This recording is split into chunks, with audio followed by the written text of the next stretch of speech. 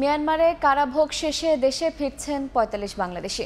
এসব বাংলাদেশিদের নিয়ে মিয়ানমারের জাহাজ যোগে ফেরত যাবে বাংলাদেশে পালিয়ে আশ্রয় নেয়া মিয়ানমারের বিজিপি ও সেনাবাহিনীর ১৩৪ সদস্য। এই মুহূর্তে বিস্তারিত জানাতে কক্সবাজার নুনিয়ারছড়া ঘাটে আছেন রিপোর্টার সুজাউদ্দিন রুবেল। সরাসরি যাচ্ছে তার কাছে। মিয়ানমার থেকে কারাভোগ শেষে দেশে ফিরছে ৪৫ বাংলাদেশি, যারা বিভিন্ন সময় সমুদ্র পথে মালয়েশিয়া কিংবা দালাল চক্রের খপ্পরে পড়ে বিভিন্ন প্রলোভনের কারণে তারা পাচার হয়েছিল। তার পরক্ষণে তাদেরকে নাফ নদী কিংবা বঙ্গোপসাগর থেকে তাদেরকে মিয়ানমারের সীমান্তরক্ষী বাহিনী আটক করা হয়েছিল।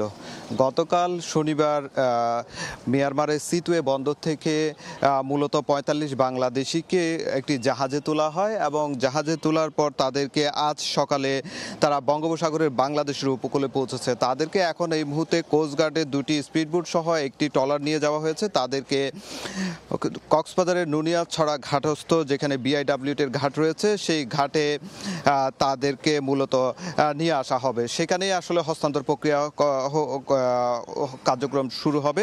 এরই মধ্যে যে মিয়ানমার থেকে পালিয়ে ১৩৪ জন মিয়ানমারের বিজিপি এবং সেনা সদস্য ছিল, তাদেরকে টেকনাফ থেকে কক্সবাজারের নুনিয়ারছড়া ঘাটে আনা হয়েছে। এক এক করে ৪টি বাস এসেছে এবং বাসে করে ১৩৪ জনকে তাদেরকে নামানো হয়েছে এবং নামিয়ে তাদেরকে এখন কড়া নিরাপত্তার মাধ্যমে নুনিয়ারছড়া ঘাটে যে প্যান্ডেল করা হয়েছে সেখানে রাখা হয়েছে এবং তাদের যে ইমিগ্রেশনের যে কার্যক্রম সেটি চলমান রয়েছে। এর পাশাপাশি মিয়ানমারের যে দূতাবাসের যারা কর্মকর্তারা রয়েছেন তারাও এসেছেন। তারা একসঙ্গে দ্বিপক্ষীয় যে হস্তান্তর প্রক্রিয়ার যে কার্যক্রম সেটি চলমান রয়েছে।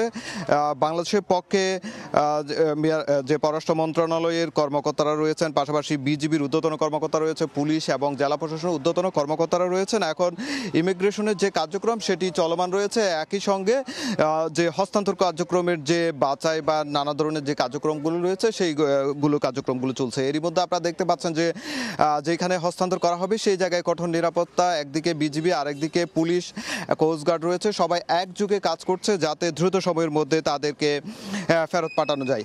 তবে যেটি বলতে হয়, চলতি বছরের শুরু থেকেই মিয়ানমারের অভ্যন্তরে সংঘাত চলছে। সেই সংঘাতে জের ধরে প্রথম দিকে ফেব্রুয়ারি মাসে প্রায় ৩৩০ জন মিয়ানমারের সীমান্তরক্ষী বাহিনী বিজিবি এবং সেনা সদস্য বাংলাদেশের অভ্যন্তরে চলে এসেছিল। তাদেরকে পরবর্তীতে ১৫ই ফেব্রুয়ারি তাদেরকে ইনানি যেটি রয়েছে নৌবাহিনী সে যেটি দিয়ে ফেরত পাঠানো হয়েছিল।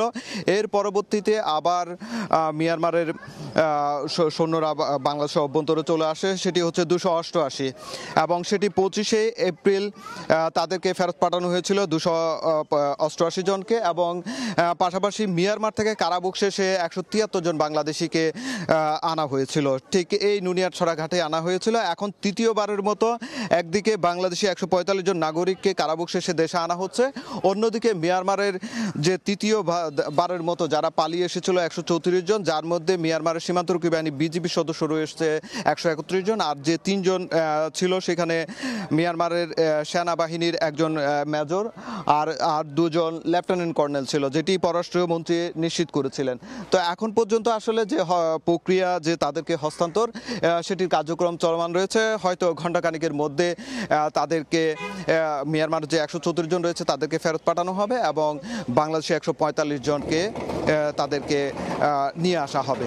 তো এই ছিল আমার কাছে কক্সবাজার নুনিয়ারছড়া ঘাটস্থ যে হস্তান্তর কার্যক্রমের যে প্রক্রিয়া সেটি সর্বশেষ। আমরা সরাসরি ছিলাম কক্সবাজারে।